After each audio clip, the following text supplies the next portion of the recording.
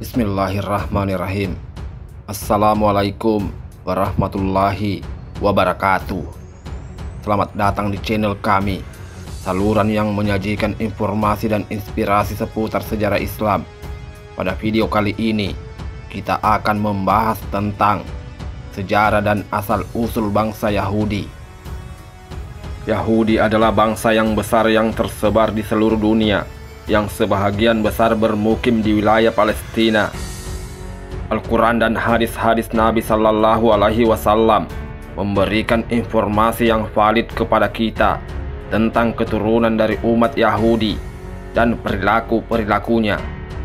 Allah Subhanahu wa Ta'ala memberi beberapa contoh keburukan kaum Yahudi ini, yakni keras hati, kaum yang suka membunuh para nabi, pengkhianat, pembangkang, kaum yang sering melakukan kerusakan di muka bumi, dan memandang rendah manusia selain mereka.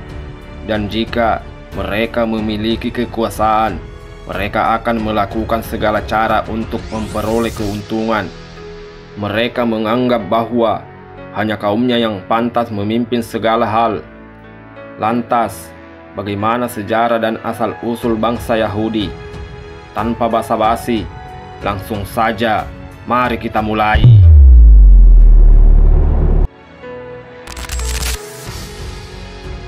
Yahudi atau Yudaisme berasal dari bahasa Ibrani, yaitu Yehuda. Yehuda adalah salah satu dari 12 putra Nabi Yakub alaihissalam yang juga bergelar Israel, yang berarti hamba Allah. Seluruh keturunan Nabi Yakub alaihissalam itu dikenal dengan sebutan Bani Israel atau bangsa Israel. Yahudi itu sendiri adalah istilah yang merujuk kepada agama, sekaligus bangsa keturunan Nabi Yakub alaihissalam. Jadi, seluruh keturunan dari 12 putra Nabi Yakub alaihissalam yang juga bergelar Israel, yaitu Ruben, Simon, Lewi, Yehuda, Dan, Naftali, Gad, Asher, Isakar, Zebulon, Benjamin, dan Nabi Yusuf alaihissalam. Mereka dikenal dengan sebutan Bani Israel atau keturunan langsung Israel, yang kemudian berkembang menjadi besar, dinamakan menjadi bangsa Israel. Setelah berabad-abad lamanya, keturunan Yahuda berkembang menjadi bagian yang dominan dan mayoritas dari bangsa Israel, sehingga sebutan Yahudi tidak hanya mengacu kepada orang-orang dari keturunan Yahuda, tetapi mengacu kepada segenap keturunan dari Nabi Yakub alaihissalam atau yang bergelar Israel. Mulanya, mereka termasuk kaum yang berserah diri kepada Allah, bertauhid. Mereka percaya pada satu Tuhan yang mengungkapkan dirinya melalui para nabi, termasuk Nabi Ibrahim, Ishak, Yakub, Musa, Sulaiman, dan lain-lain. Lambat laun, Bani Israel mulai jatuh pada dosa dan maksiat, hingga Allah Subhanahu wa Ta'ala pun melaknatnya. Mereka mengimani kitab Taurat, mempercayai eksistensi Allah dan Rasul-Nya, namun tidak mau beriman kepadanya. Sejarah panjang dari bangsa Israel dimulai pada tahun 2000 sebelum Masehi. Ketika itu, hiduplah seorang nabi bernama Ibrahim, memiliki dua istri yang bernama Hajar dan Sarah. Nabi Ibrahim kemudian mendapatkan seorang anak dari Hajar dan diberi nama Ismail, yang menetap di Hijaz dan menjadi nenek moyang bangsa Arab saat ini, yang kemudian ia bawa ke lembah Mekah untuk membangun Ka'bah. Sedangkan dari istrinya Sarah, beliau mendapat seorang putra bernama Ishak. Kemudian Nabi Ishak menikah dengan Rifqo binti Batwail, dan beliau mendapatkan anak kembar bernama Aisu dan Yakub. Pada masa Nabi Yakub alaihissalam adalah awal mula bangsa Israel muncul. Pada awalnya, bangsa Israel bermula dari satu kelompok keluarga di antara banyak kelompok keluarga yang hidup di tanah Kanaan pada abad 18 sebelum Masehi. Wilayah itu kini meliputi negara Lebanon, Suria, Yordania, Palestina, dan Israel.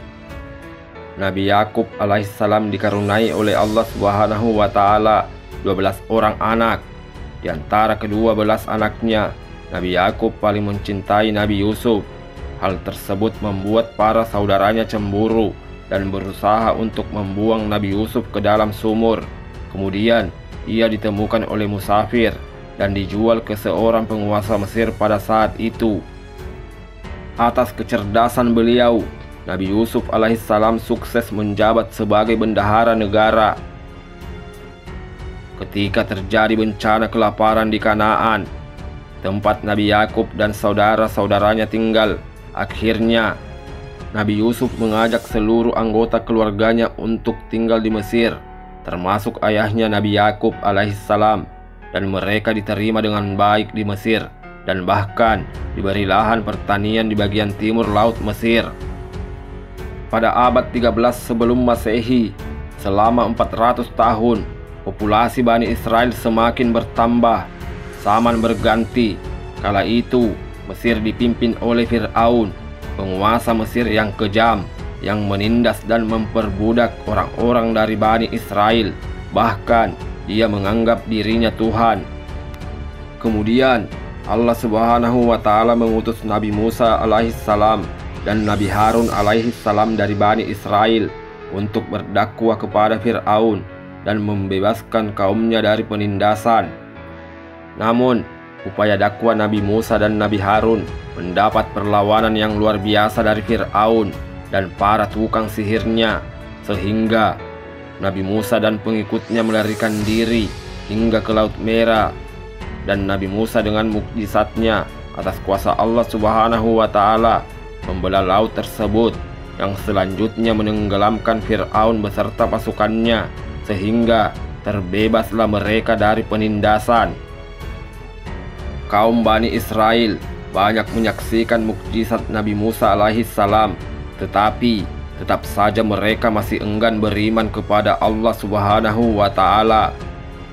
Meskipun berkali-kali mendapat nikmat dan perlindungan Allah Subhanahu wa Ta'ala melalui Nabi Musa, Bani Israel tidak pernah merasa bersyukur, bahkan terus melakukan pembangkangan terhadap Allah dan Nabi Musa alaihissalam.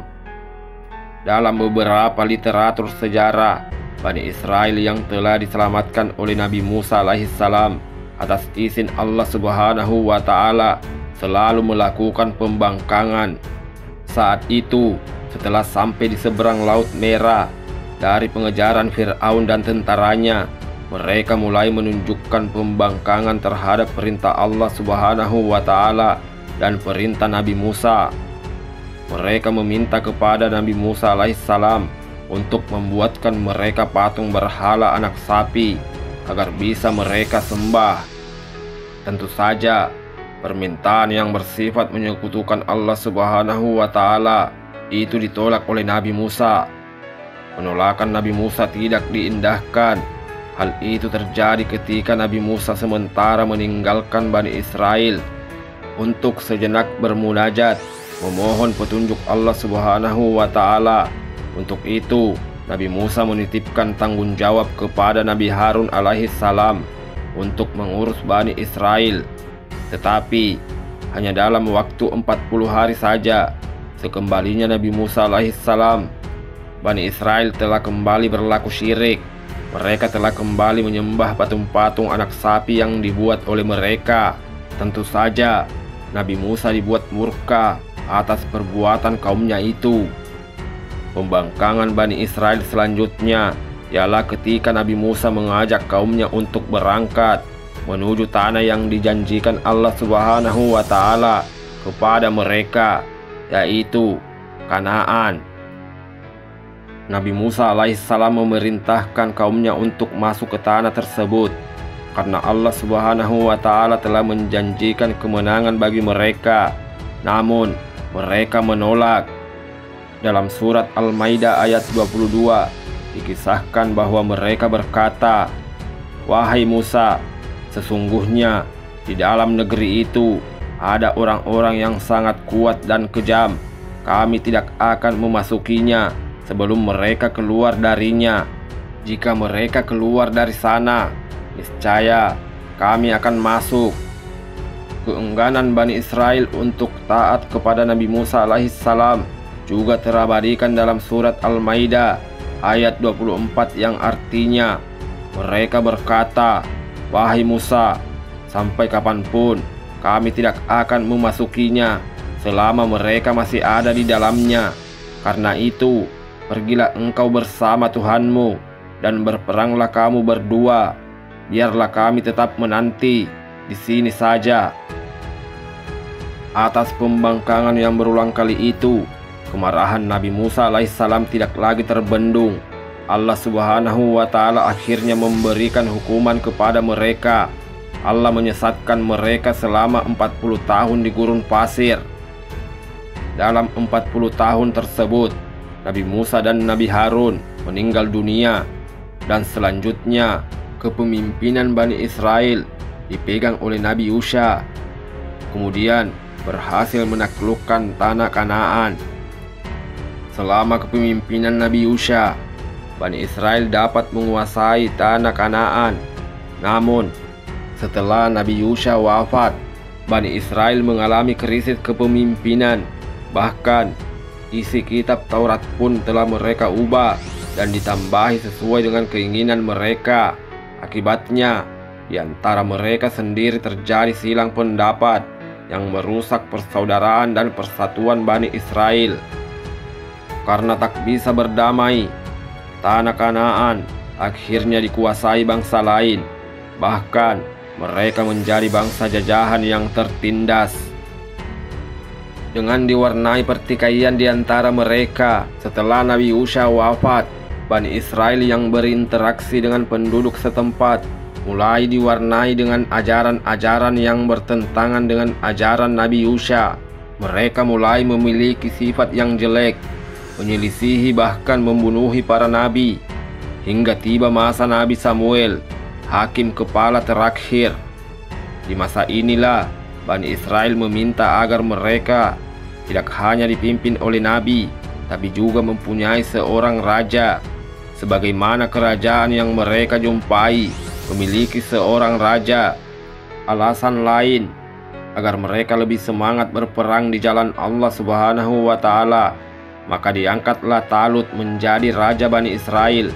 Namun mereka pun kembali mengolok-oloknya dengan kata-kata miskin dan mengatakan mereka lebih berhak dan sebagainya. Zaman para hakim berganti menjadi zaman para raja Bani Israel, hingga masa Daud yang menjadi nabi sekaligus raja bagi Bani Israel. Di zaman ini pula Bani Israel diazab Allah, dikutuk menjadi kera karena membangkang terhadap larangan pada hari Sabtu. Dan pada suatu hari terjadilah gempa yang begitu dahsyat sehingga membuat mereka luluh lantah. Gempa itu melenyapkan semua golongan ingkar yang sedang melakukan aktivitas pada hari Sabtu. Setelah kepemimpinan Nabi Daud alaihissalam, kepemimpinannya digantikan oleh keturunannya, yaitu Nabi Sulaiman alaihissalam. Di zaman inilah masa kejayaan Bani Israel, di mana Nabi Sulaiman membangun haikal atau kuil suci, tempat menyembah Allah Subhanahu wa Ta'ala di Baitul Maqdis. Setelah Nabi Sulaiman wafat, maka kerajaan terpecah menjadi dua, yaitu kerajaan Yehuda dan kerajaan Israel, dan dua kerajaan ini sering terjadi perang. Situasi ini dimanfaatkan kerajaan Assyria yang akhirnya menaklukkan kerajaan Israel di bagian utara pada tahun 722 sebelum Masehi, lalu mengusir banyak penduduknya, menamatkan kerajaan Israel dari dunia, lalu mengepung Yerusalem ibu kota kerajaan Yehuda. Sebelum sempat menguasai kerajaan Yehuda, kerajaan Assyria dikalahkan oleh kerajaan Babilonia yang dipimpin Nebukadnezar II. Kemudian menaklukkan kerajaan Yehuda pada tahun 597 sebelum Masehi. Sejumlah riwayat memaparkan menjelang penyerangan Nebukadnezar ke Yerusalem, Allah telah mengirim utusannya di tengah Bani Israel. Allah menurunkan wahyu kepada utusannya itu ketika berbagai macam kemaksiatan melanda di tengah-tengah kehidupan Bani Israel. Wahyu yang diterima itu berisi peringatan Bani Israel akan kehancuran mereka. Raja Nebukadnezar akan menghancurkan mereka dengan kejam. Mendapat peringatan itu, Bani Israel malah menganggapnya gila. Raja Nebukadnezar kemudian menawan dan menjadikan kaum Bani Israel sebagai budak. Sebagian lagi dibunuh. Mereka yang berhasil lolos lari ke berbagai negara. Selain itu, Haikal atau kuil suci Sulaiman juga dihancurkan. Pada tahun 539 sebelum Masehi, kerajaan Persia menyerbu dan menaklukkan Babilonia. Raja mereka Cyrus Agung tidak hanya mengirim pulang tawanan Yahudi, tapi juga mengembalikan Yerusalem pada mereka dan memerintahkan mereka untuk kembali membangun Haikal Sulaiman. Setelah itu, zaman berganti zaman. Lahirlah Nabi Isa alaihissalam. Nabi Isa lahir di Bethlehem, tepi barat Palestina, dekat Baitul Maqdis. Sejak kelahiran Nabi Isa, orang-orang Yahudi sudah menampakkan rasa tidak senang. Bahkan mereka mengolok-olok Sayyidah Maryam dan memfitnahnya telah berbuat zina, sebab tidak diketahui siapa ayah dari Nabi Isa alaihissalam.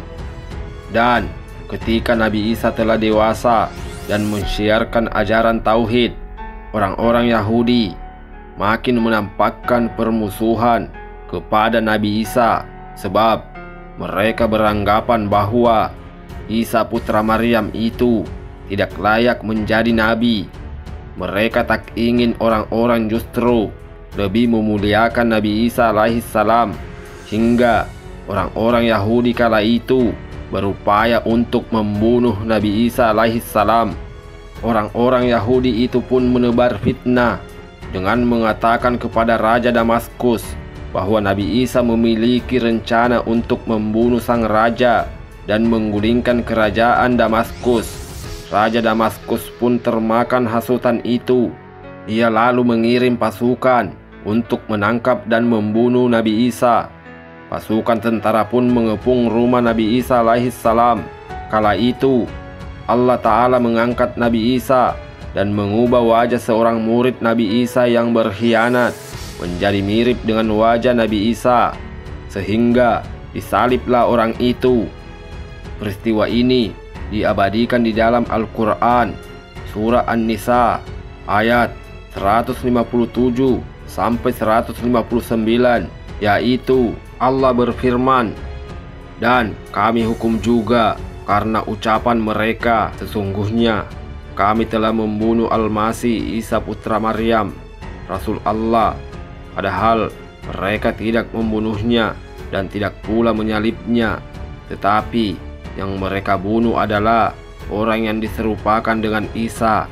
Sesungguhnya mereka yang berselisih pendapat tentang pembunuhan Isa selalu dalam keraguan-raguan tentang siapa yang dibunuh. Mereka benar-benar tidak tahu siapa sebenarnya yang dibunuh, melainkan mengikuti persangkaan belaka. Jadi mereka tidak yakin telah membunuhnya. Tetapi Allah telah mengangkat Isa ke hadiratnya. Allah Maha Perkasa, Maha Bijaksana. Tidak ada seorang pun di antara ahli kitab yang tidak beriman kepadanya, Isa, menjelang kematiannya. Dan pada hari kiamat, dia, Isa, akan menjadi saksi atas mereka.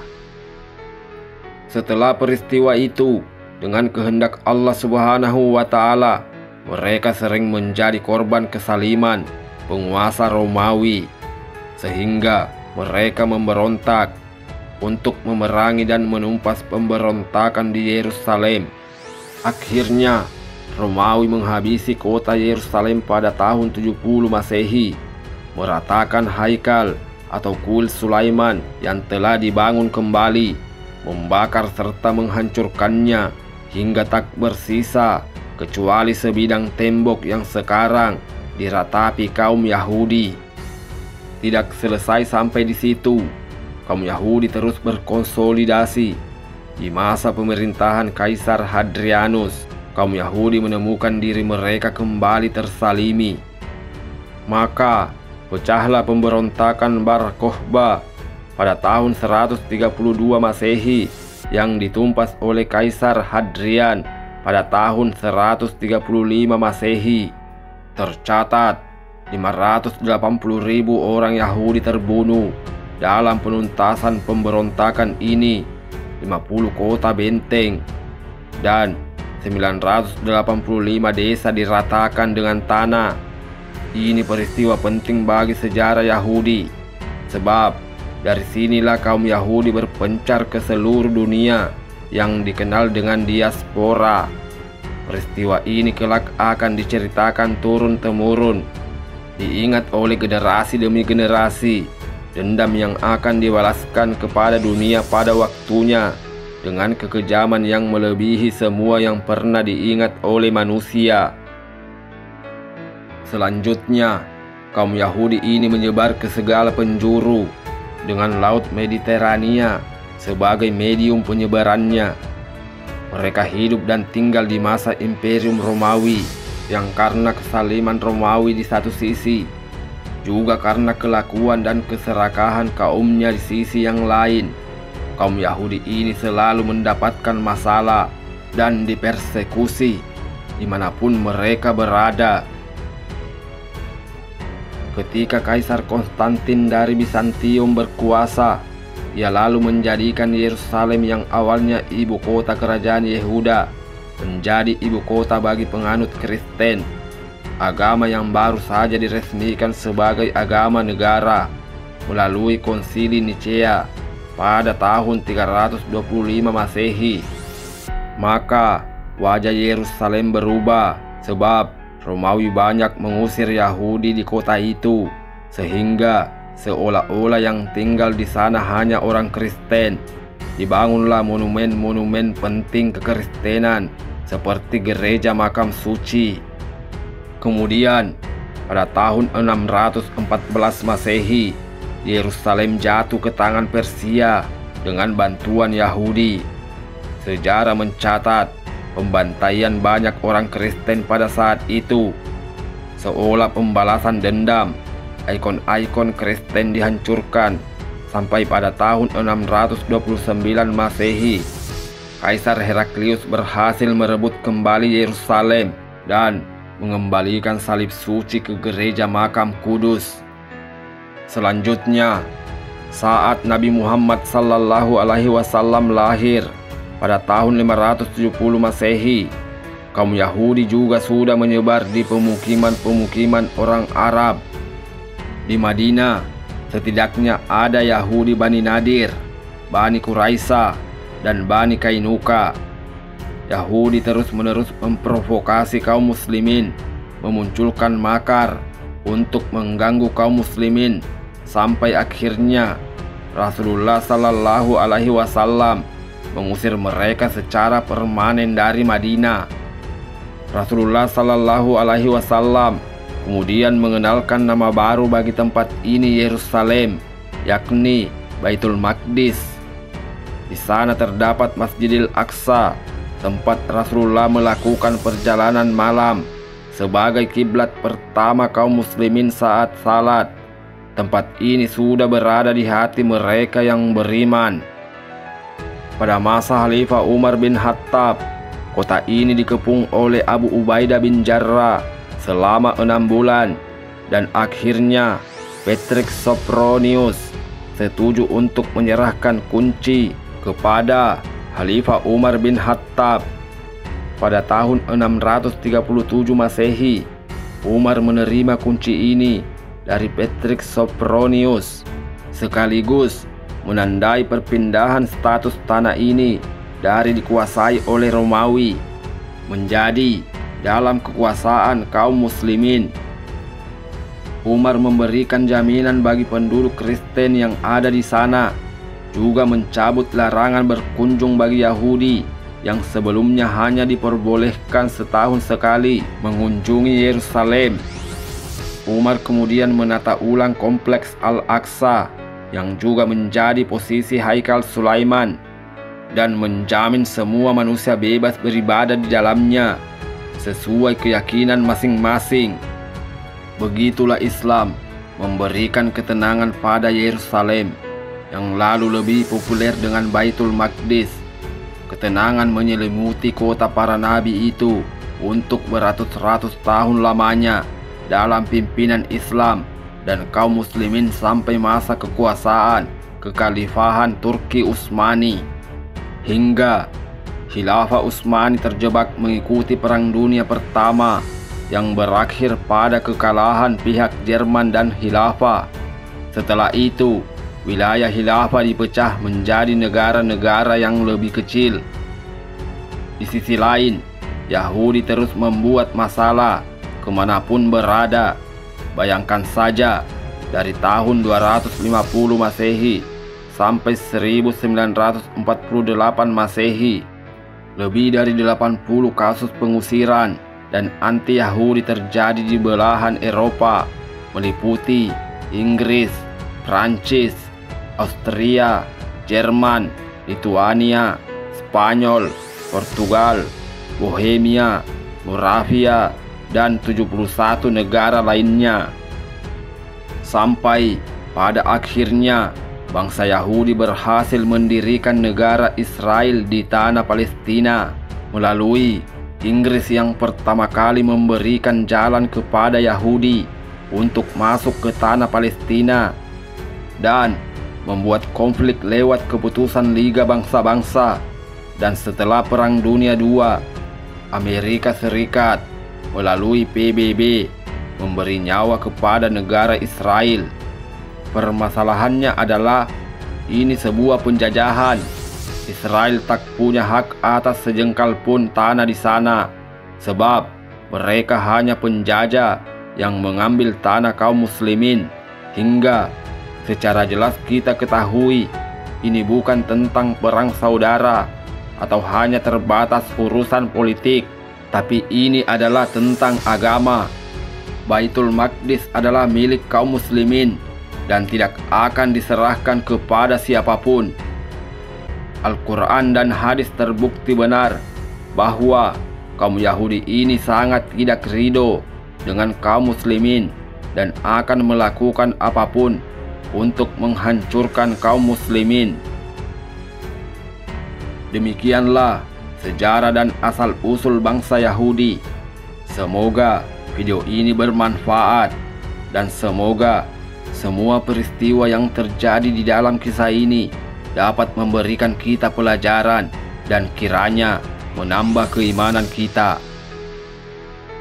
Jika di dalam video ini Anda mendapatkan kebenaran, itu petunjuk dari Allah Subhanahu wa Ta'ala untuk disampaikan. Dan jika Anda menemukan sesuatu yang salah, itu mutlak dari saya. Abaikan itu, cari referensi lain yang lebih baik, dan amalkan kebaikan. Terima kasih. Wallahu a'lam bishawab.